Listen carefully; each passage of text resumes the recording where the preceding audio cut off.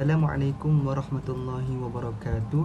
Kami daripada kumpulan 13 ingin membentangkan dan berkongsi berkenaan dengan tajuk Ta'nu fi rawi fil dhabti, iaitu kelemahan pada perawi yang menjadikan hadis itu sebagai hadis dhaif dari sudut penjagaan hadis tersebut dari segi sanad dan matan. Baik, Assalamualaikum warahmatullahi wabarakatuh. Jadi hari ini saya akan menerangkan tentang tajuk Mukhalafatu Lissiqat. Jadi tajuk Mukhalafatu Lissiqat ni ada beberapa topik di bawahnya yang menerangkan tentang Mukhalafatu Lissiqat. Okay, jadi yang pertamanya adalah Al-Mudraj. Mudraj dari segi bahasa adalah isim maf'ul. Isim maf'ul dari perkataan ad-darajat asy-syai' fi asy-syai' yang bermaksud memasukkan dan mencampurkan sesuatu dengan sesuatu yang lain. Dari segi istilah pula adalah hadis yang bertukar siap sanadnya atau memasukkan sesuatu dalam matan hadis tanpa penjelasan. Jadi mudraj ni terbagi kepada dua, iaitu mudraj isnad dan mudraj matan. Okey. Jadi yang kedua pula adalah maklub. Maklub pula adalah dari segi bahasa adalah isim maf'ul daripada perkataan al-qalb, iaitu membalikkan. Dari segi istilah pula adalah mengganti lafaz akhir, mengganti lafaz akhir sanad atau mengganti matannya dengan meletakkan yang awal pada yang akhir dan akhir pada awalnya. Maknanya mengubah akhir sanad ataupun akhir matan dengan menterbalikkan. Macam itulah makhluk ni. Dan makhluk juga terbagi kepada dua, iaitu makhluk sanad dan juga makhluk matan. Okey, jadi yang ketiga adalah al-mazid fil al-asanid, yang bermaksud dari segi bahasa adalah isim maf'ul daripada perkataan az-ziyadah dan al-asanid daripada kata jamak al-isnad.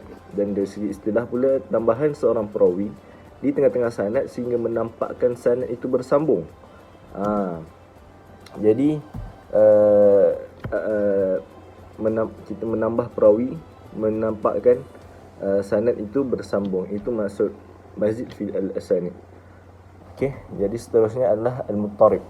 Muttarib adalah dari segi bahasa isim fa'il daripada kata al-ittirab, iaitu pertikaian atau kerosakan sistem sesuatu perkara. Dari segi istilah pula adalah hadis yang diriwayatkan dalam pelbagai arah yang memiliki kekuatan yang sama dan tidak mungkin dikumpul dan disatukan antara keduanya. Apabila ia dapat dikumpulkan, maka gugur al-ittirab dan wajib beramal dengan mengumpulkan keduanya.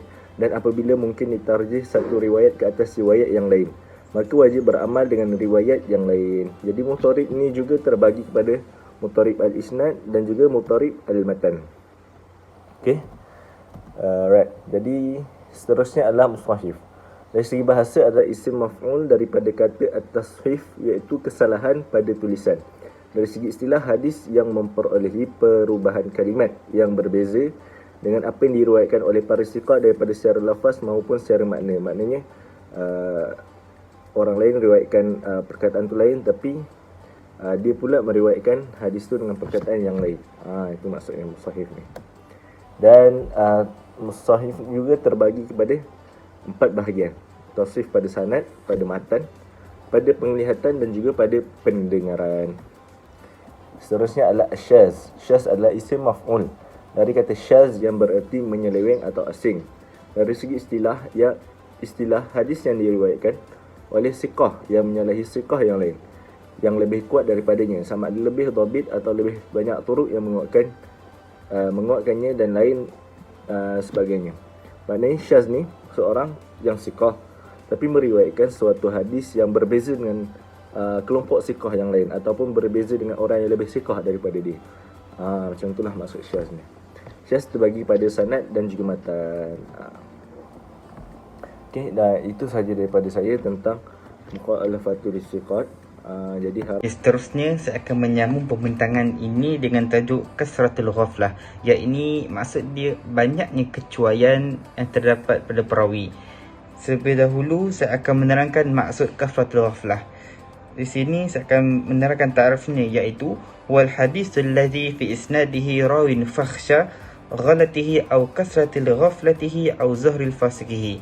Yang maksudnya hadis yang terdapat dalam sanadnya perawi yang banyak, percampuran banyak lupa atau jelas kefasikannya. Di sini saya akan menerangkan lebih lanjut dengan menyatakan syarah definisi. Syarah definisi yang boleh kita lihat iaitu sesuatu hadis yang diriwayatkan oleh seorang perawi yang kasrah al-ghaflah, iaitu perawi yang banyak kelekaan serta kurang daya kepekaannya sehingga beliau tidak dapat membezakan manakah riwayat yang sebenar. Kita dapat lihat di sini kasratul ghaflah ini kita boleh takrifkan seorang perawi itu dia banyak cuai ataupun leka, ataupun kita boleh katakan ketika dia ingin dobit satu hadis, berubah si perawi itu bila menuliskan satu hadis berubahnya baris dan sebagainya. Sebagai contoh, kita boleh lihat satu hadis yakni marahun nisa'i wa ibnu majah min riwayah Abi Zakir Yahya bin Muhammad bin Qais an Hisham an Urwah an abihi an Aisyata marfu'an kullul balih bitamar fa'in ibni Adam idza akalahu ghadab syaitan. Qala an-Nisa'i hadha al-hadith munkar tafrad bihi Abu Zakir wa huwa Syekh Salih akhrajahu lahu Muslim fi mutaba'at ghairu lahu anna lam yablagh mabla' min yahtamilu tafradihi. Maksudnya, hadis yang diriwayatkan oleh An-Nasa'i dan Ibnu Majah daripada riwayat Abu Zakir Yahya bin Muhammad bin Qais daripada Hisham bin Urwah daripada bapanya daripada Aisyah marfu' kepada Nabi Muhammad sallallahu alaihi wasallam, makanlah sesungguhnya apabila anak Adam memakannya marahlah syaitan. An-Nasa'i berkata hadis ini adalah mungkar, hanya Abu Zakir meriwayatkan secara berseorangan dan beliau ialah Syekh Salih.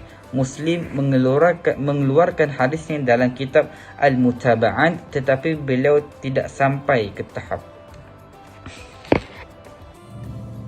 Yang seterusnya ialah kasratul al-ghultah, membawa maksud pencampuran, banyaknya pencampuran ketika mana seseorang perawi itu meriwayatkan sesuatu hadis. Dan di antara masalah yang berlaku ketika mana perawi itu meriwayatkan hadis, yang pertama ialah perawi tersebut telah mengubah gaya sanad ataupun matan. Yang kedua, perawi tersebut telah mencampur adukkan hadis mauquf dengan hadis marfu'. Yang ketiga ialah perawi telah menukar susunan yang terdapat pada matan ataupun sanad bagi sebuah hadis. Yang seterusnya ialah terdapat berlakunya percanggahan ataupun seorang perawi tersebut telah menukar perawi yang asal kepada perawi yang lain, dan hadis ini telah disebutkan sebagai hadis munkar kerana hadis ini terdapat banyaknya percampuran yang boleh menyebabkan hadis ini tidak dapat diterima ataupun hadis ini telah ditolak. Yang seterusnya ialah waham, iaitu kecacatan, yang mana hadis yang telah diriwayatkan oleh seorang perawi terdapatnya kecacatan yang tersembunyi, sama ada pada matan ataupun sanad, yang mana kecacatan tersebut tidak dapat dilihat secara zahir. Ini kerana ia adalah bersifat tersembunyi dan sangat sukar untuk dikenal pasti secara zahir. Dan kecacatan itu hanya dapat dikenal pasti oleh para ahli dalam bidang tersebut. Kecacatan tersebut yang ada pada sesuatu hadis, sama ada sanad ataupun matan, hanya dapat dikenal pasti setelah para ahli dalam bidang hadis itu menghimpunkan ataupun meneliti setiap jalur-jalur yang ada pada hadis tersebut. Dan di antara kecacatan yang berlaku yang dijumpai ialah disebutkan sebagai tafarru' ar-rawi, yang membawa maksud perawi meriwayatkan hadis secara bersendiri, menyebabkan berlakunya percanggahan di antara para perawi yang lain. Dan seterusnya ialah di antara kesalahan juga, iaitu perawi tersilat meriwayatkan hadis, iaitu hadis muttasil, dan juga perawi tersilap meriwayatkan hadis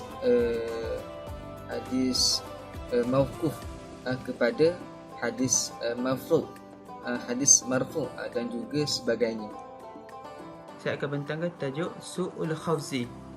Su'ul Khafzi dari segi definisi ialah perawi yang tidak dapat dibezakan sisi betul dengan sisi salahnya.